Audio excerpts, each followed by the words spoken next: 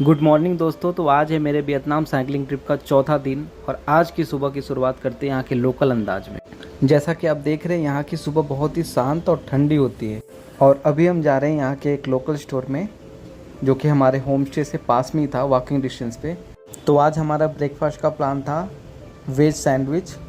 तो हमने यहाँ से पहले कुछ फ्रेश सब्जियाँ खरीदी और उसके बाद ये गर्मा गर्म पन। वियतनाम में लोकल शॉपिंग करने का मज़ा ही कुछ और है और साथ में यहाँ के लोकल लोगों से बात करके यहाँ की संस्कृति का भी पता चलता है।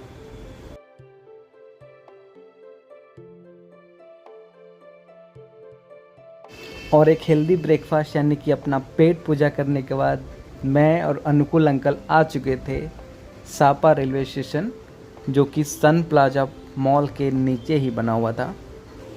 और यहाँ से शुरुआत होगी हमारी बेहद ख़ास और रोमांचक यात्रा, जो कि सापा रेलवे स्टेशन से फांसीपन पीक तक जाएगी। इस फांसीपन पीक को टॉप ऑफ इंडो चाइना भी बोलते हैं, यानी कि इंडो चाइना की छत। यहाँ से फांसीपन पीक तक की जर्नी हमारी 3 पार्ट में कंप्लीट होगी, जिसमें पहला पार्ट हम जर्नी करेंगे इस ब्यूटीफुल फनिकुलर ट्रेन के द्वारा। और जो अगला स्टेशन होगा वो होगा मुंग हुआ स्टेशन, जिसका डिस्टेंस आई थिंक 2 किलोमीटर है। और यहाँ तक का डिस्टेंस जो होता है कवर 6 to 8 मिनट में होता है। तो चलिए चलते हैं इस 8 मिनट की जर्नी को एंजॉय करने के लिए।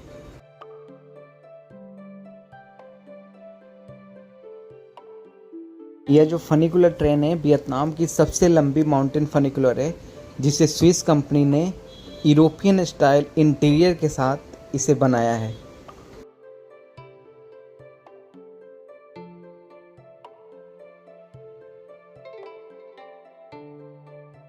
और आज का वेदर काफ़ी क्लाउडी था और ऐसा लग रहा था जैसे हम बादलों के ऊपर चल रहे होता है ना, आज मैं ऊपर आसमान नीचे, वैसी फीलिंग आ रही थी आज तो।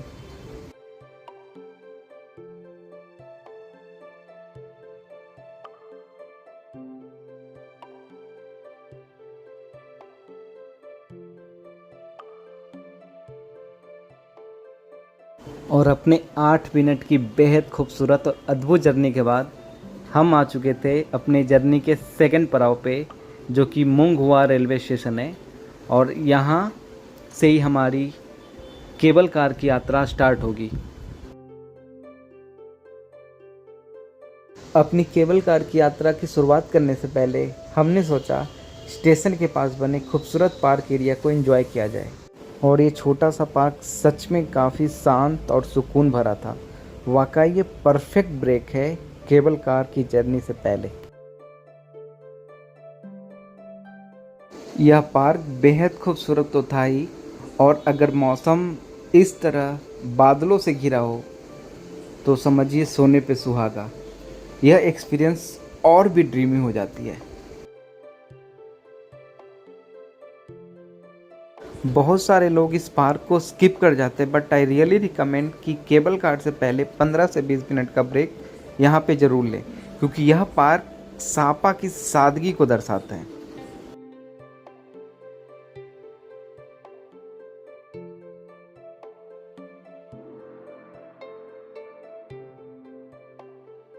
पार्क में थोड़ा टाइम स्पेंड करने के बाद अब हम चल पड़े थे फंसिपन केबल कार स्टेशन की तरफ, जहाँ से शुरुआत होगी बादलों के बीच उड़ती हुई एक अद्भुत यात्रा। और मैं तो सच में बहुत ही ज़्यादा एक्साइटेड हूँ उस केबल कार की यात्रा के लिए।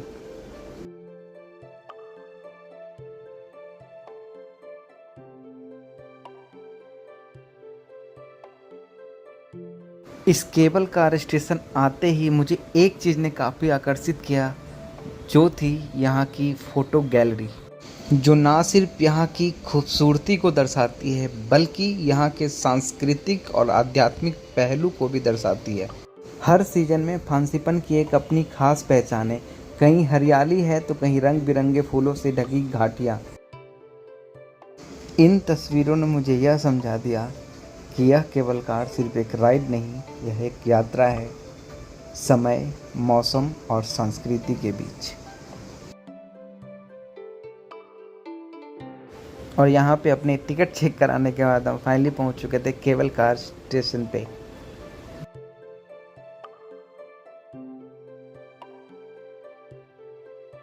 और इस केबल कार से हम अप्रोक्सीमेट 20 मिनट्स में 6.3 किलोमीटर का डिस्टेंस कवर करेंगे। फाइनली अब समय हो गया है आज के हमारे सफ़र के सबसे एक्साइटिंग हिस्से का। तो चलिए चलते हैं फंसिपन केबल कार की तरफ। और अगले नेक्स्ट 20 मिनट्स लिटरली हम बादलों के बीच उड़ने वाले हैं। और फाइनली हम फंसिपन केबल कार में बैठ चुके हैं। और ये केबल कार जैसे जैसे ऊपर की तरफ बढ़ रही है वैसे वैसे चारों तरफ सिर्फ बादल ही बादल दिखाई दे रहे हैं। नीचे घाटियाँ मानो गायब सी हो गई है और ऐसा फील हो रहा है कि जैसे हम बादलों के बीच में उड़ रहे हो। एकदम ड्रीमी फीलिंग सी आ रही है। इस केबल कार में मेरे और अनुकूल अंकल के साथ कुछ सिंगापुर के टूरिस्ट भी थे जो कि पहली बार फंसिपन देखने आए थे। और उनके लिए भी एक क्लाउडी वेदर का एक्सपीरियंस काफ़ी नया था।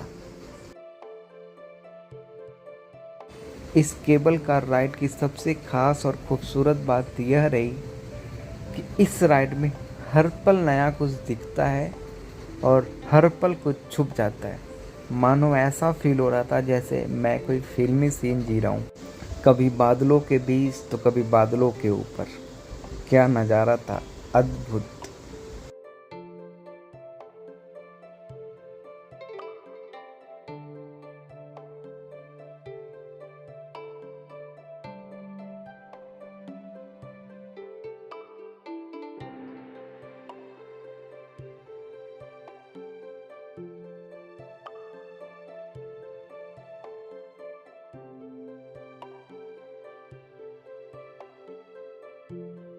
और हम सच में अभी बादलों के ऊपर हैं और ऐसा फील हो रहा है जैसे नीचे सफ़ेद बादलों की चादर और हम केबल कार में उड़ते हुए आसमान की दुनिया में आ गए हैं।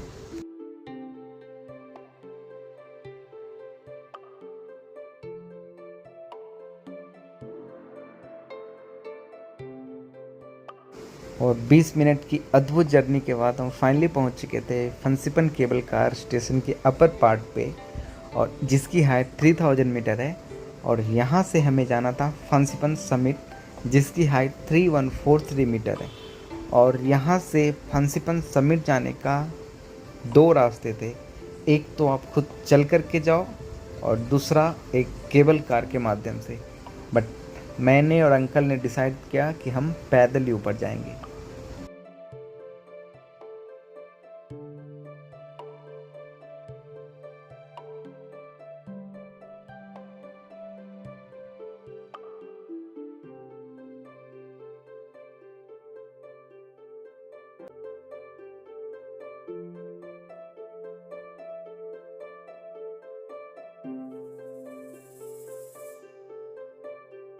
फंसिपन पीक जाने के रास्ते में इतने सारे रेस्टोरेंट देख करके ना अपने सच में पेट में चूहे कूदने लगे थे। फिर मैंने और अंकल ने डिसाइड किया कि यहीं पर अपना लंच एंजॉय करते हैं और देन आफ्टर फंसिपन समिट की तरफ बढ़ेंगे।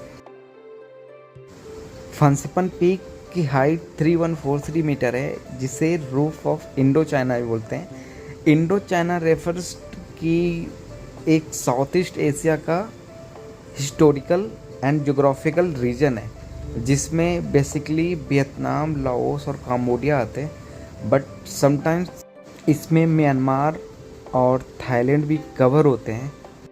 तो फंसिपन पीक जाने के बाद आप प्राउडली बोल सकते हो कि I am standing at the top of the 5 countries.